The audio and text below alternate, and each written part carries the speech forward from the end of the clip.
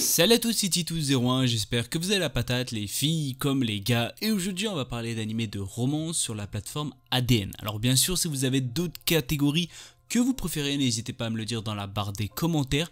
Je pourrais bien sûr vous en faire part sur cette plateforme ou sur d'autres plateformes, ou bien sûr sur tout simplement la catégorie intéressée. Dans tous les cas, on va s'attaquer sur de la romance, et sur cette plateforme, n'oublie pas de liker, de commenter ou encore de partager.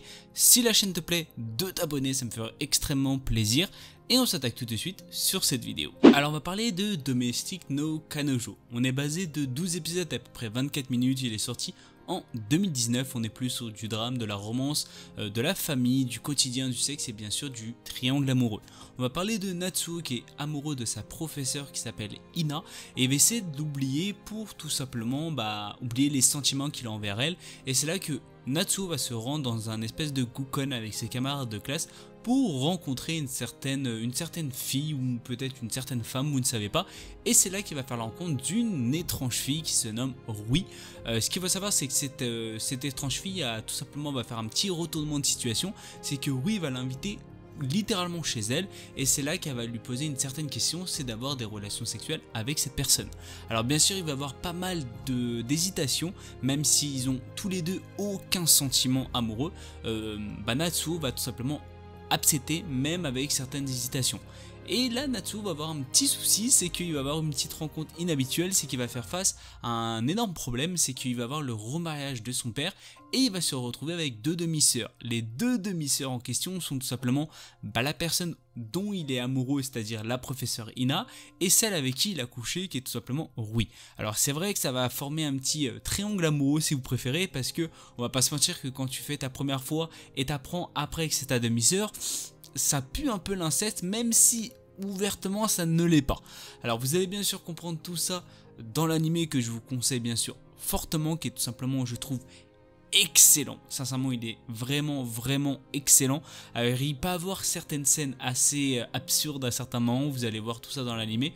Dans tous les cas, foncez, vraiment, je pense que vous allez grandement l'apprécier. Alors on va parler de Devil's Line, qui est tout simplement basé de 12 épisodes d'à peu près 23 minutes. Il est sorti en 2018, où on est sur de l'action, du drame, de l'horreur, de la romance, du surnaturel et du vampire. On va parler de Tsukasa Taira, qui est tout simplement une jeune étudiante qui va se faire secourir lors d'une attaque de vampires. Et ce qu'il va savoir, c'est que ces démons se fondent un peu dans la population, bien sûr, humaine. Ce qu'il va savoir, c'est qu'elle va se faire sauver par une certaine personne qui est Yuki Anzai, qui est un policier moitié humain, moitié vampire.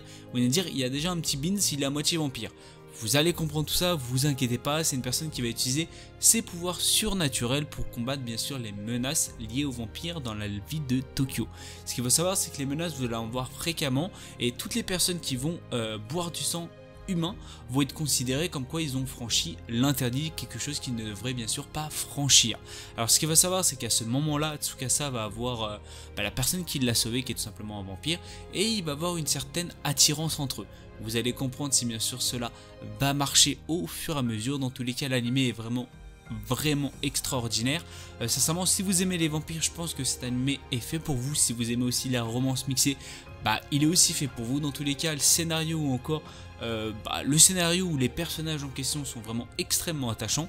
Je vous dis de foncer, n'hésitez pas. Alors on va parler de Kono Oto Tomare, qui est sorti bien sûr en 2019. On est plus basé de 13 épisodes d'à peu près 23 minutes.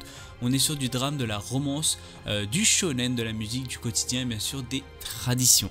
Ce qu'il faut savoir, c'est qu'on va parler de Takezo Kurata, qui est le dernier membre d'un club de koto. Et c'est un club de koto assez spécial. Si vous ne savez pas ce que c'est tout simplement un instrument à cordes traditionnel japonais. Et ce qu'il faut savoir, c'est que malheureusement, ce club de koto risque de fermer s'il n'a pas de nouveaux membres. Et c'est pas ce que voudrait bien sûr Kurata. Dans tous les cas, il va décider de recruter bien sûr de nouveaux membres pour éviter bien sûr ce petit destin tragique, ou encore ce club qui est tout simplement magnifique, que vous allez voir bien sûr au fur et à mesure des épisodes. Dans tous les cas, il va recruter bien sûr deux personnages qui sont extrêmement importants bien sûr dans la série animée, qui est tout simplement Shikakudo, qui est une personne qui a malheureusement une réputation de délinquant. Vous allez comprendre pourquoi il a cette réputation et sincèrement c'est extrêmement triste. Alors je vous conseille bien sûr fortement d'avoir des mouchoirs à côté parce que sincèrement je pense que certaines personnes vont avoir certaines larmes et il va recruter une certaine prodige de Koto qui est tout simplement Satowa Ozuki.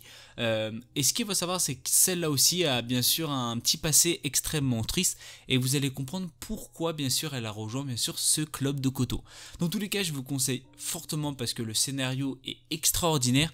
La saison 2 est pareil que la saison 1 qui sont tout simplement extraordinaires. Sincèrement les musiques sont vraiment splendides.